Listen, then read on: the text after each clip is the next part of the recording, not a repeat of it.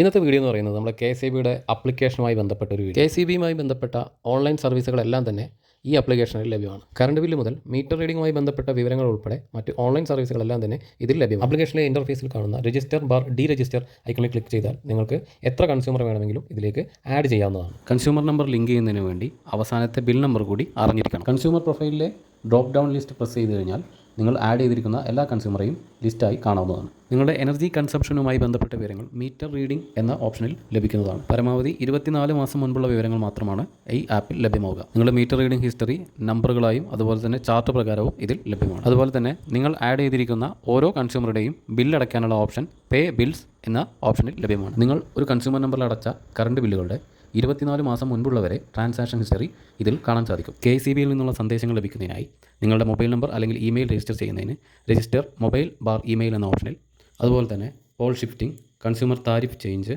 Temporary extension, ownership change മുതലായിട്ടുള്ള ഒരുപാട് സർവീസുകൾ ഡോർ സ്റ്റെപ്പ് സർവീസുകളായി നിങ്ങൾക്ക് ഇതിൽ രജിസ്റ്റർ ചെയ്യാവുന്നതാണ്. അതുപോലെ തന്നെ നിങ്ങളുടെ കംപ്ലയിൻറ്റുകൾ രജിസ്റ്റർ ചെയ്യാനുള്ള സംവിധാനവും ഇതിൽ ഉൾപ്പെടുത്തിയിട്ടുണ്ട്. കംപ്ലയിൻറ്റുകൾ രജിസ്റ്റർ ചെയ്യുന്നതിനായി നിങ്ങളുടെ ഇലക്ട്രിക്കൽ സെക്ഷനിലെ ലാൻഡ് ലൈൻ നമ്പറിൽ വിളിക്കുകയോ KCBയുടെ ടോൾ ഫ്രീ നമ്പറായ 1912 വിളിച്ച് രജിസ്റ്റർ ചെയ്യുകയോ ചെയ്യാം.